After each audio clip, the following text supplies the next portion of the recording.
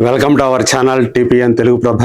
నేను మీ జర్నలిస్ట్ యజ్ఞమూర్తి. విజయ్ తమిళనాడులో సీఎం అవటానికి ఒక అడుగు దూరంలో ఉన్నాడు అని చెప్పేసి 2-3 రోజులుగా మనం చెప్పుకుంటూ వస్తూ ఉన్నాం. దానికి కారణం ఆయనకి అడ్డుపడుతున్నటువంటి శక్తి, బయటికి కనిపిస్తున్నటువంటి శక్తి తమిళనాడు గవర్నర్ రాజేంద్ర విశ్వనాథ్ అర్లేకర్. అయితే మరి కనపడని శక్తులు కూడా ఉన్నాయి అని చెప్పేసి చెప్తున్నారు. అందులో ప్రధానంగా కేంద్రాన్ని పాలిస్తున్నటువంటి బీజేపీ పార్టీ తమకు అనుకూలమైనటువంటి పార్టీకి మాత్రమే సపోర్ట్ చేసేటువంటి బీజేపీ పార్టీ ఇప్పుడు తమకి ప్రత్యర్థి లాంటి విజయ్ని గద్దె ఎక్కేయటానికి ఏ మాత్రం కూడా అది అనుకూలంగా లేదు, ఏ మాత్రం కూడా సానుకూలంగా లేదు అని ఇప్పుడు మనం ఒకసారి గనక గమనిస్తే గనక నిశ్చితంగా పరిణామాలు గమనిస్తే అర్థమయ్యేటువంటి విషయం. మొదట మీరు 118 ఎమ్మెల్యేల మద్దతుతోటి నా దగ్గరికి రండి అని చెప్పేసి గవర్నర్ చెప్పటమే రాజ్యాంగ విరుద్ధం అనేటువంటి మాటలు వినిపించాయి.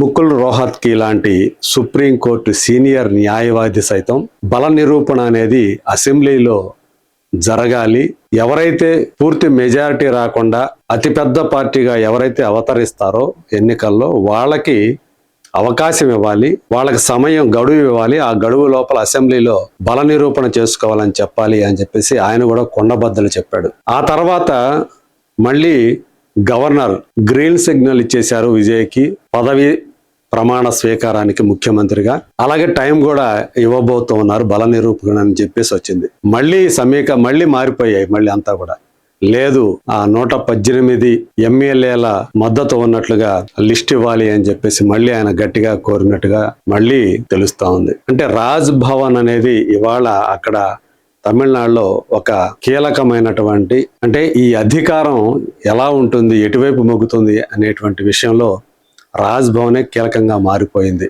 ఎప్పుడో కానీ గవర్నర్కి ఇలాంటి విశేషమైనటువంటి అధికారాలు ఉండవు. సాధారణంగా గవర్నర్లు ఎవరైతే కేంద్రంలో పాలన చేస్తూ ఉంటారో వాళ్ళ చెప్పు చేతల్లోనే ఉంటారు అనేటువంటి మాట మన అందరికీ తెలిసిందే. ప్రస్తుతం తమిళనాడు గవర్నర్ కూడా అదే రీతిన బీజేపీకి అనుకూలమైనటువంటి వ్యక్తి, ఆర్ఎస్ఎస్ మూలాలు ఉన్నటువంటి వ్యక్తి అని చెప్పేసి ఇప్పుడు ఆయన గురించినటువంటి ఆ బ్యాక్ స్టోరీ అంతా కూడా బయటకు తీస్తున్నారు విశ్లేషకులు. ఇదే సమయంలో సడేమియా అని చెప్పేసి, సందట్లో సడేమియా అని చెప్పేసి మన సో కాల్డ్ పాపులర్ జ్యోతిష్కుడు ఎవరైతే ఉన్నారో అందరి జాతకాలు చెప్పేస్తానంటూ ముందుకు వచ్చేటువంటి వేణుస్వామి కూడా ఇప్పుడు ముందుకు వచ్చేశారు. ఎన్నికలు జరిగినటువంటి 5 రాష్ట్రాలకు సంబంధించినటువంటి జాతకాలు చెప్పారు. అలాగే భారతదేశానికి సంబంధించినటువంటి జాతకాలు కూడా చెప్పేశారు. ఆయన కేవలం వ్యక్తుల జాతకాలు మాత్రమే కాదు, ప్రాంతాల, రాష్ట్రాల, దేశం జాతకాలు కూడా వేళ్ల మీద చెప్పగలిగినటువంటి గొప్ప జ్యోతిష పండితుడని చెప్పాలి.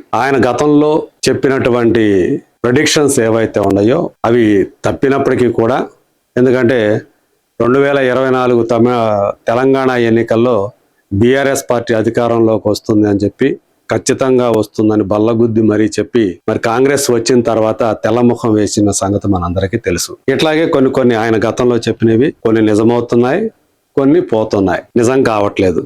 ఆయన చెప్పిన దానికి వ్యతిరేకంగా జరుగుతూ వస్తుంది. అలా జరిగిన దానికి మళ్ళీ ఆయన ఇంకేదో రీజన్ చెప్తాడు. సో అట్లాగే ఇప్పుడు ఖచ్చితంగా ఇలా జరుగుతుంది, ఖచ్చితంగా ఇలా జరుగుతుంది అని చెప్పేసి 6 నిమిషాల నిడివి ఉన్నటువంటి ఒక వీడియోని ఆయన రిలీజ్ చేశాడు. అందులో తమిళనాడు టీవీకే విజయ్ జాతకం కూడా చెప్పాడు. ఒకవేళ ఇప్పుడు గనక విజయ్ ముఖ్యమంత్రిగా ప్రమాణ స్వీకారం చేసినా అది సంవత్సరం లోపలే కూలిపోతుంది అని చెప్పేసి జోస్యం చెప్పేశాడు. ఆయన జీవితంలో త్రిష లేకపోతే ఆయన జాతకం, ఆయన భవిష్యత్తు వేరే విధంగా ఉంటుంది అని చెప్పాడు. ఆ వేరే విధంగా ఎలా ఉంటుంది అనేది చెప్పలేదు కానీ, బట్ ఇప్పుడు ఉన్నట్టుగా ఉండదు అన్నట్టుగా ఆయన చెప్పాడు. ఓం నమో వెంకటేశాయ.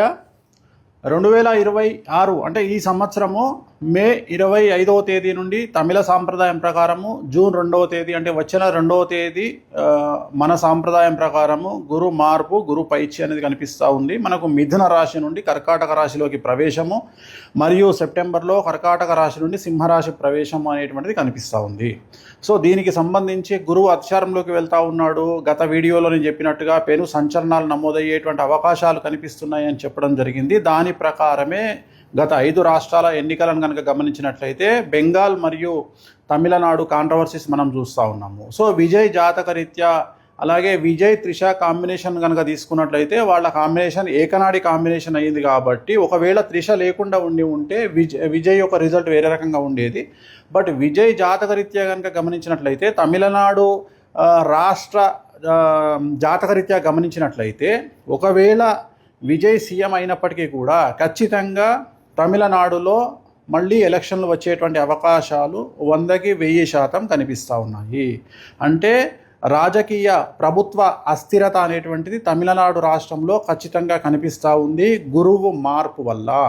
ఎందుకంటే గురువు మారినటువంటి రాశిని బట్టి తీసుకుంటే, రాష్ట్రం యొక్క రాశిని బట్టి తీసుకుంటే పెను సంచలనాలు ఆ గురువుకు సంబంధించినటువంటి రాష్ట్రాలలో ఏర్పడేటువంటి అవకాశాలు కనిపిస్తూ ఉన్నాయి. దాని కారణం చేత తమిళనాడు రాష్ట్రంలో ఖచ్చితంగా మళ్ళీ తిరిగి ఎలక్షన్లు వచ్చేటువంటి అవకాశం కనిపిస్తూ ఉంది. అది ఇంకొక సంవత్సరం తర్వాత అవ్వచ్చు, లేదా 6 నెలల్లో అవ్వచ్చు, లేదా నెల తర్వాత అవ్వచ్చు. కానీ ఖచ్చితంగా మళ్ళీ ఎన్నికలు తమిళనాడు రాష్ట్రంలో జరిగేటువంటి అవకాశాలు 100కి 1000% కనిపిస్తూ ఉన్నాయి. ఇది ఫస్ట్ ప్రయారిటీ. అలాగే వెస్ట్ బెంగాల్ గురించి కూడా ఆయన తన జోస్యం చెప్పాడు. బీజేపీ ప్రభుత్వం అధికారంలోకి ఇప్పుడు వచ్చినా కానీ సంవత్సరం తిరిగే కల్లా అక్కడ రాష్ట్రపతి పాలన వచ్చే అవకాశాలు ఖచ్చితంగా వచ్చే అవకాశాలు ఉన్నాయి. ఖచ్చితంగా ఈ మాటలు ఆయన వాడుతూ ఉన్నాడు, గుర్తుపెట్టుకోండి అని ఆయన తన జోస్యం చెప్పాడు. ఎందుకంటే అక్కడ మత కల్లోలాలు చెలరేగుతాయి వెస్ట్ బెంగాల్లో. సో దానివల్లే అక్కడ రాష్ట్రపతి పాలన వస్తుంది అనేది ఆయన జోస్యం. కేంద్రంలో ఉన్నది బీజేపీ ప్రభుత్వం, ఇప్పుడు వెస్ట్ బెంగాల్లో అధికారంలోకి వచ్చింది బీజేపీయే. అలాంటప్పుడు అక్కడ రాష్ట్రపతి పాలన ఎలా వస్తుంది అనే సందేహాలు చాలా మందికి వస్తాయి. కానీ వేణుస్వామికి అలాంటి రావు. ఆయన జోస్యం చెప్పాడు, అంతే, వినాలి మనం, అంతే. పశ్చిమ బెంగాల్ రాష్ట్రానికి సంబంధించి ఒకవేళ బీజేపీ ప్రభుత్వం ఏర్పాటు చేసినా కూడా మళ్ళీ ఖచ్చితంగా రాష్ట్రపతి పాలన విధించేటువంటి అవకాశాలు కనిపిస్తూ ఉన్నాయి. సో ఆయన చెప్పాడు కాబట్టి జరుగుతాయి అనుకోవాలి. ఇంకోటి కూడా చెప్పాడు, దీది అంటే మమతా బెనర్జీ ఆమె జాతకంలో మళ్ళీ అధికారంలోకి వెస్ట్ బెంగాల్ రాష్ట్రానికి ముఖ్యమంత్రి అయ్యే అవకాశాలు ఏ కోశాన లేవని కూడా తేల్చేశారు. ఇక మీదట మమతా బెనర్జీ జాతకంలో తిరిగి ఎన్నికలలో పోటీ చేసి మళ్ళీ ముఖ్యమంత్రి అయ్యేటువంటి యోగము మమతా బెనర్జీ జాతకంలో కనిపించడం లేదు. కానీ బెంగాల్ జాతకంలో, పశ్చిమ బెంగాల్ జాతకంలో, రాష్ట్ర జాతకంలో ఖచ్చితంగా మళ్ళీ ఈ ఎన్నికల్లో గెలిచినటువంటి పార్టీ అంటే బీజేపీ పార్టీ ప్రభుత్వాన్ని ఏర్పాటు చేసినా కూడా ఖచ్చితంగా రాబోయే సంవత్సరంన్నరలో ఖచ్చితంగా రాష్ట్రపతి పాలన విధించేటువంటి అవకాశాలు కనిపిస్తూ ఉన్నాయి. కారణము బెంగాల్ రాష్ట్రానికి సంబంధించినటువంటి పశ్చిమ బెంగాల్ రాష్ట్రానికి సంబంధించిన జాతకం పరంగా రాబోయే సంవత్సరంన్నర పాటు మమతా బెనర్జీ జాతకంలో 2027 సెప్టెంబర్ వరకు అష్టమ శని నడుస్తూ ఉంది. సో ఖచ్చితంగా అలాగే రాష్ట్ర జాతకరీత్యా 2027 సెప్టెంబర్ వరకు అర్ధాష్టమ శని నడుస్తూ ఉంది. కాబట్టి పశ్చిమ బెంగాల్ రాష్ట్రంలో చాలా తీవ్రమైనటువంటి తీవ్రవాద ఉగ్రవాద చర్యలు, అలాగే మత కల్లోలాలు జరిగేటువంటి అవకాశాలు కనిపిస్తూ ఉన్నాయి. దాని కారణం చేత కర్ఫ్యూ విధించడము, అలాగే బందులు జరగడము, అలాగే రోడ్ల మీద హింస చెలరేగడము, రాష్ట్రపతి పాలన వరకు సిచ్యువేషన్ వెళ్ళేటువంటి అవకాశాలు ప్రస్ఫుటంగా కనిపిస్తూ ఉన్నాయి. అలాగే భారతదేశ భవిష్యత్తు గురించి కూడా ఆయన చెప్పాడు. ఈశాన్య రాష్ట్రాల్లో ఏవో అనూహ్యమైనటువంటి ఘటన జరుగుతాయని చెప్పేసి చెప్పారు, ఇంకేవో మాట్లాడారు. కానీ ఏదేమైనా అన్నిటికంటే కూడా హైలైట్ ఏమంటే విజయ్కి సంబంధించిందే ఆయన చెప్పుకొచ్చారు. సో అధికారంలోకి వచ్చినా అక్కడ రాజకీయ అస్థిరత ఉంది కాబట్టి ఆయన్ని అధికారంలోకి మిగతా పార్టీలు ఎక్కువ కాలం ఉంచవు. 6 నెలల్లో సంవత్సరం లోపల ఆయన మళ్ళీ పదవీ భ్రష్టుడు అయిపోతాడు, అధికారంలోంచి కిందికి దిగిపోతాడు అని కొండ బద్దలు కొట్టినట్టు ఆయన చెప్పుకొచ్చాడు. మరి ఆ తర్వాత ఎలా ఉంటుంది ఏంటి అనేది మళ్ళీ తర్వాత ఆయన పార్ట్ 2 కింద చెప్పే అవకాశాలు అయితే ఉన్నాయి. సో అందుకని వేణుస్వామి జాతకం చెప్పాడు కాబట్టి దీన్ని విజయ్ కూడా దృష్టిలో పెట్టుకొని తను రాకపోతేనే బెటర్. ఎందుకంటే వచ్చినా మళ్ళీ సంవత్సరం లోపల ప్రభుత్వం కూలిపోయే అవకాశం ఉందని చెప్పి వేణుస్వామి చెప్పాడు కాబట్టి వేణుస్వామి జోస్యాన్ని ఆయన గౌరవిస్తే బాగుంటుంది అని చెప్పేసి కొంతమంది పెద్దలు విజయ్కి విజ్ఞప్తి చేస్తున్నట్టుగా కనిపిస్తోంది. ఎందుకంటే అంత పవర్ఫుల్ జ్యోతిష్యుడు కాబట్టి వేణుస్వామి, ఆయనతో పెట్టుకోవద్దు, ఆయన ఈ మాట చెప్పాడు కాబట్టి సంవత్సరం లోపల కూలిపోయే అవకాశం ఉంది కాబట్టి వేణుస్వామి జాతకాన్ని పరిగణలోకి తీసుకోండి అని చెప్పేసి విజయ్ కూడా కొంతమంది ఈ విషయాన్ని చేరవేస్తున్నట్టుగా కూడా మనకి సమాచారం అందుతుంది. మరి చూద్దాం వేణుస్వామి చెప్పినటువంటి జాతకం ప్రకారం తమిళనాడులో ఏం జరుగుతుందో. అలాగే వెస్ట్ బెంగాల్ అక్కడ బీజేపీ ప్రభుత్వం కూడా కూలిపోయి రాష్ట్రపతి పాలన విధించే అవకాశాలు ఉన్నాయి ఖచ్చితంగానే, కొండబద్దలు కొట్టినట్టు చెప్తున్నారు. కాబట్టి చాలా సీరియస్ మ్యాటర్ ఇవన్నీ కూడా. వేణుస్వామి మీద ఒక కన్ను కాదు 10 కన్నులు అందరూ కూడా వేసి ఉంటారు బహుశా ఇప్పటి నుంచి.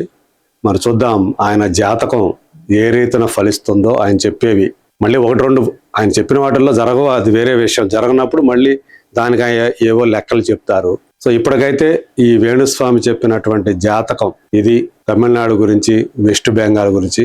మరి చూద్దాం రాబోయే రోజుల్లో వేణుస్వామి జాతకం ఏ రీతిన ఫలిస్తుందో లేదో. Let us wait and see.